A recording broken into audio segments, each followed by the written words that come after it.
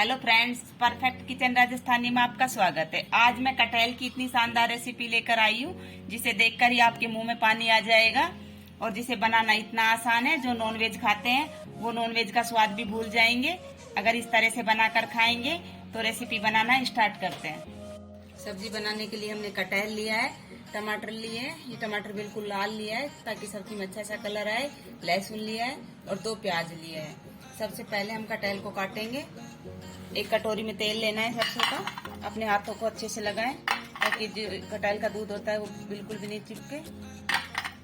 और जिस चाकू से काटेंगे उसमें भी तेल लगा लें और जिस बर्तन में कटहल को रखना है उसमें भी अच्छे से तेल लगा लेंगे। अब हमें जितने कटहल की सब्जी बनानी है उतना कटहल निकाल लेंगे। कटहल को हमने 2 भागों में कट कर लिया है। अब हमें सब्जी बनाने के बस इतना ही कटहल चाहिए। अब इसके ऊपर भी सरसों का तेल लगा देंगे ताकि जो कटहल का दूध है वो नहीं चिपकेगा। अब इसके छिलके को आसानी से हटाएंगे चाकू से।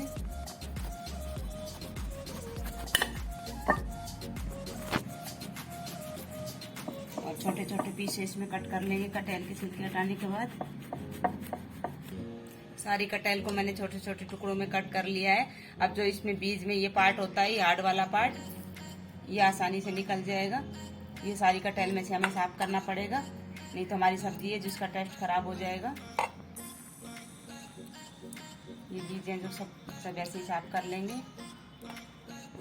सारी कटहल को मैंने अच्छे से साफ कर लिए हैं। जो बीज थे इसके ये ऊपर का पार्ट होता है ये हटा दिया है और इस बीज की भी अलग से बहुत टेस्टी सब्जी बनती है जो मेरे चैनल पर आप देख सकते हैं। अब हम गैस के ऊपर एक कढ़ाई रखेंगे, उसमें 2 बड़े चम्मच तेल डाल देंगे और तेल को गर्म होने देंगे। तेल हमारा अच्छे से गर्म हो चुका है। अब जो हमने कटहल काट कर रखा है वो तेल में डाल देंगे और इसको फ्राई करेंगे। ये सब्जी फ्राई करने के बाद इतनी टेस्टी बनेगी कि आप उंगलियां चाटते रह जाएंगे। अच्छे से हिलाते हुए फ्राई करना है ताकि हर तरफ से अच्छे से पक जाए। कटहल को अच्छे से मिक्स करने के बाद इसमें आधा टीस्पून नमक डाल देंगे और इसको अच्छे से मिक्स करेंगे। नमक को अच्छे से मिक्स कर लिया है। अब इसको ढक देंगे। 5 मिनट मीडियम फ्लेम पर ढककर पका लिया है। अब ये कटहल है जो अच्छे से कुक हो चुकी है। अब हम इसको सेम बाउल में निकाल लेते हैं। सारी कटहल को मैंने बाहर निकाल लिया है। जो टमाटर लिया था उसकी प्योरी बना ली है और लहसुन प्याज का भी पेस्ट बना लिया। अब सेम कढ़ाई में 1 चम्मच तेल और डाल देते हैं। पहले से भी तेल बचा हुआ है और इसको अच्छे से पका लेते हैं। तेल हमारा अच्छे से गर्म हो चुका है। अब इसमें 1 टीस्पून जीरा डाल देंगे और कुछ मैंने खड़े मसाले लिए हैं। 2 छोटे छोटे तेज पत्ते हैं, 2 छोटी लौंग है, छोटे छोटे दालचीनी के टुकड़े और 4 से 5 काली मिर्च। इसको भी जीरे के साथ डाल देंगे। 2 चुटकी भर हींग डाल देंगे ताकि टेस्ट और अच्छा आए। अच्छे से मिक्स करेंगे।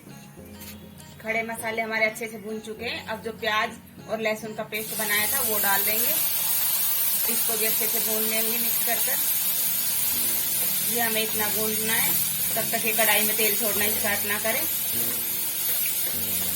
मीडियम फ्लेम पर लगातार 2 से 3 मिनट भूनने के बाद हम इसमें डाल देंगे 1 चम्मच लाल मिर्ची का पाउडर, आधा चम्मच हल्दी का पाउडर और 1 चम्मच धनिया का, और इसको भी अच्छे से मिक्स कर लेंगे। मसाले हमारे अच्छे से भून चुके हैं। अब जो टमाटर की प्योरी बनाकर रखी थी वो डाल देंगे। इसको भी अच्छे से मिक्स कर लेंगे। टमाटर को अच्छे से मिक्स कर लिया। अब इसको मीडियम फ्लेम पर ढककर पकाएंगे तब तक हमारे टमाटर सारे अच्छे से नहीं भून जाए। सारे मसाले को मीडियम फ्लेम पर भूनते हुए 10 मिनट हो चुकी है। अब इसको चेक कर लेते हैं।